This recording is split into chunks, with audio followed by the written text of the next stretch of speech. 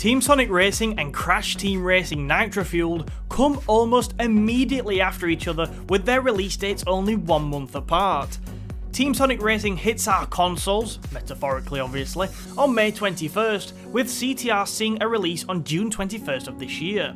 So because I'm still waiting on my £2 million the guy on the phone said he'd give me if I lent him a fiver, I've got to make a tough choice on which one of these games I should buy. To do this, I've done a ton of research, and I reckoned I might as well take you along with me as we look at what these kart racing games have to offer and which one I'm going to spend my valuable pennies on. What I will say is that both of these games are undoubtedly good games and both look and sound stunning and appropriate for their franchises, so I would certainly recommend either if you like what you see today.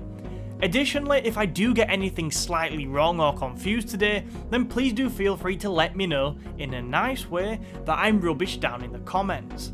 Anyway, let's get into the video. Part of me thinks this should be obvious, but of course I couldn't make it when Sega asked me to come and try out the game in London. Nothing to do with the fact that I obviously wasn't invited, but either way, I've not picked up a controller and played the game for myself. However, from watching a lot of footage on the game and trusting the words of some great creators who have themselves played the game, I think we can say that the gameplay possesses quality controls that feel good. These controls aren't too dissimilar from Sonic All-Stars Racing Transformed, with the drifting and car flipping mechanics looking particularly fun. Whereas with Crash Team Racing Nitro-Fueled that T-word isn't that important, in Team Sonic Racing, my god, it is. Unlike in most kart races where victory for yourself is the be all and end all and who gives a crap about anybody else, Team Sonic Racing changes this up notably, which is one of the factors which distinguishes it most from the competition. To be successful in Team Sonic Racing, players must work with their team to perform team actions, including SLINGSHOT for example, which allows players to leave a boost trail behind them in order for teammates to follow and gain a great boost of speed. If you execute one of these correctly, it will improve your team's score, which determines the overall winner, and they also build up to give you an ultimate power boost in the race, which is very useful. Everyone loves a boost, right? Although when I first read about this feature, I was slightly pessimistic about it, after a load of research and watching some initial reviews of the game, it appears that it works really well, and I have to say, I'm eager to try the team mechanics out for myself soon. If you are, however, less eager to try out the team mechanics but still want to buy the game, there actually are modes in both single player and online where you can play without teams, although I would say the team aspect is one of the game's intended biggest selling points and it should be seen as a positive. The tracks and races look exactly as I'd expect them to in a Sonic racing game, with a real focus on keeping speed on largely straight stretches of flat track with some fast corners thrown in. This works for the game because it makes those all-important team mechanics, such as SLINGSHOT which boosts your speed, even more effective, but does emphasise that the game is not attempting to be a traditional kart racer, so that's maybe something you'll have to consider. The best news for fans of the original Crash Team Racing game on the gameplay front is that the physics and feel of this remaster are reportedly incredibly similar to the original, meaning that old players should be able to adapt to the game pretty quickly, and that once mastered, new players can have a blast with them as well. I really can't understate the importance of this, not only because the original Crash Team Racing got incredible reviews, largely because of the physics and feel of the game, but also because of fans like our remakes / remasters to give us that nostalgic feel that only these types of new games can. The boosting mechanic is a major feature in CTR, and if you pull the trigger at the right time during a power slide, you'll be able to achieve a mega powerful triple boost, allowing you to shoot up the order. Unlike in Team Sonic Racing, the tracks in CTR are a lot more like what you would expect from a kart racer. There's lots more going on with the terrain, with many more obstacles to avoid, tricky corners to tackle, and in my opinion, lots more to immerse yourself with in the background as you race around. Although on overall quality I personally find it hard to see Team Sonic Racing matching the crazy heights I'm hoping CTR will set once again, I do think it's important to keep in mind that they offer different gameplay experiences which will appeal to different people. Like, if you want to try something different, why not give the team mechanics in Sonic a try? I'm sure from the gameplay which is present within the video, and from a wider search on the internet, you'll be able to tell which looks most entertaining for you. TSR has a nice variety of game modes. There's plenty of single player modes including Team Adventure mode, which is basically a challenge mode with a brief narrative, a time trial mode, Team Racers mode and a Grand Prix mode, all of which I'm sure will make a great single player experience. However, if we consider the game's focus on teamwork, it is the multiplayer modes which are always going to make or break this section for Team Sonic Racing, and I don't think they will disappoint.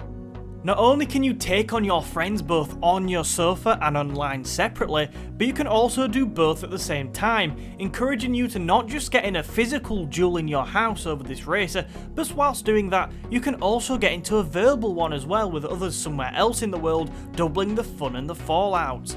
Who needs friends anyway?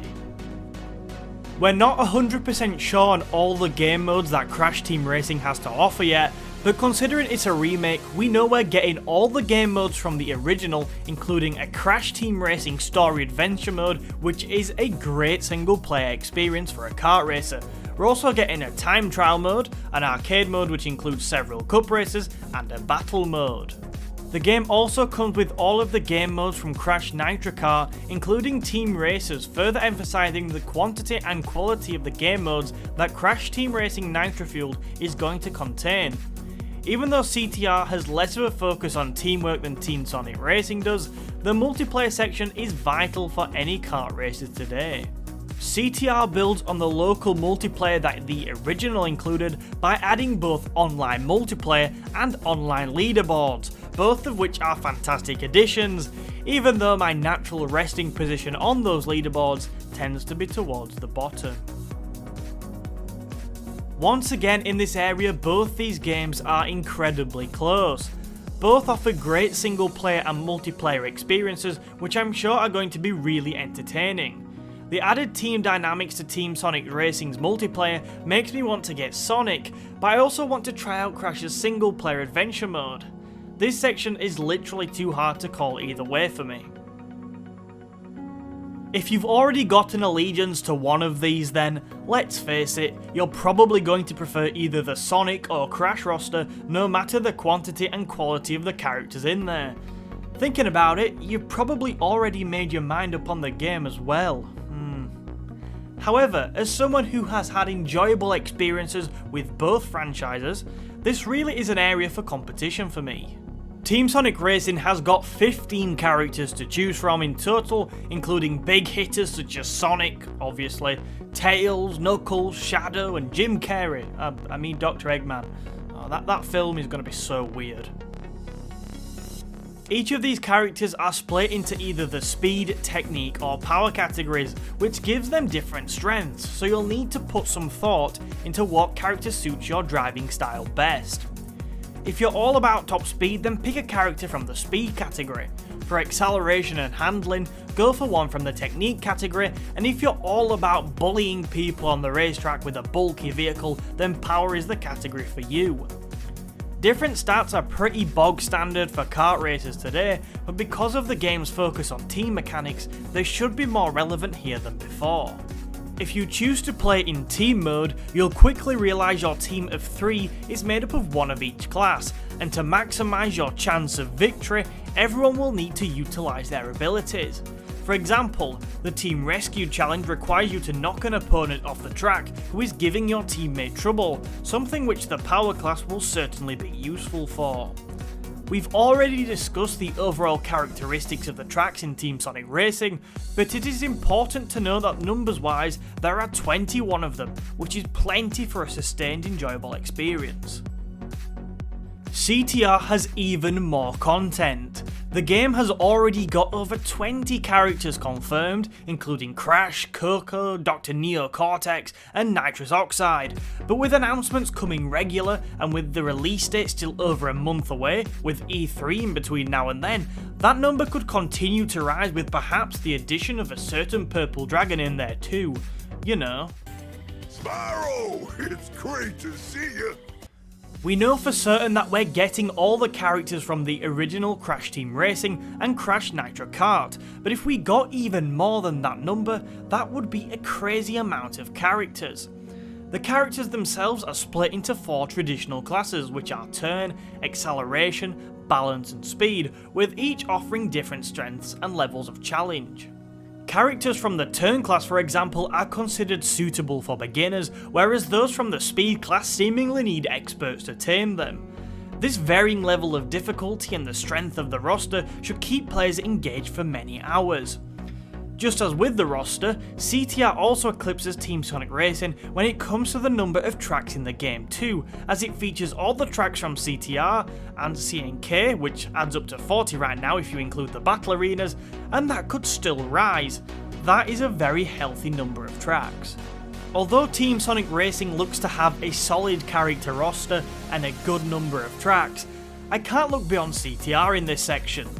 As it stands, the game already has a large and fantastic character roster and a spectacular number of tracks, and that number is still regularly rising. It's not that Sonic has a poor amount of characters and tracks by any means, it's just that CTR has an enormous amount. In Team Sonic Racing, you can customize the design of your kart by changing its paint and adding vinyls, and in addition, you can customize your horn for when you fancy a bit of road rage. You can even have an organ horn, but sadly, no ice cream van jingle. Team Sonic Racing also allows you to make modifications which affect the kart's performance when altering its body and the wheels. Although I guess this won't be to everybody's taste, the added layer of detail this could bring is a particular highlight to me. An upgraded kart has got to suit your playstyle if you are to maximise its performance, so make sure you put some thought into the modifications you make. Just like with Sonic, CTR also gives you the option of changing the look of your kart by changing its paint job, in addition to giving you the ability to add different shapes and outlines too. Moreover, CTR also includes a ton of additional character skins, some of which have their own podium animations which are really nice and will be a fantastic addition for long-term Crash fans. My personal favourite additional skin is Ninja Cortex, who looks super cool, but there's loads to choose from.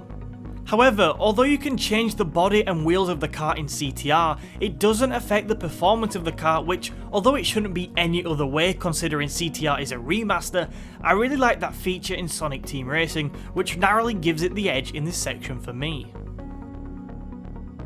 Overall, it is pretty clear that both of these games are going to be immense kart races, and that if you do like these types of games, any money you decide to spend on either or both is most likely going to be money well spent. But considering I wanted to pick an outright winner, I'm going to have to say that CTR's legendary mechanics and stupidly large amount of content probably pips Team Sonic Racing to the post for this video. Although, considering both retail for only around £30, and depending on whether any of my friends invest in Sonic, I might yet spend the money to try out the multiplayer mechanics that Team Sonic Racing offers. Alternatively, just send me a copy, Sega. You know, if you fancy it and you've just got one hanging around, I'll use it. Anyway, as I said at the beginning of this video, if I have got anything slightly wrong, please do feel free to let me know down in the comments, preferably not in an abusive way, but whatever floats your boat really. And also let me know what you thought of the video and which one of these games are you planning on picking up. Also, if you have enjoyed, please do go ahead and share this across the whole of the universe to grow the channel, and you never know, this time next month I might be remaking this video with my thoughts post-release of both games. Please do also remember to smash that like button and subscribe to the channel if you are new and have enjoyed. And finally, thank you for your time today, and I hope to see you in another video soon.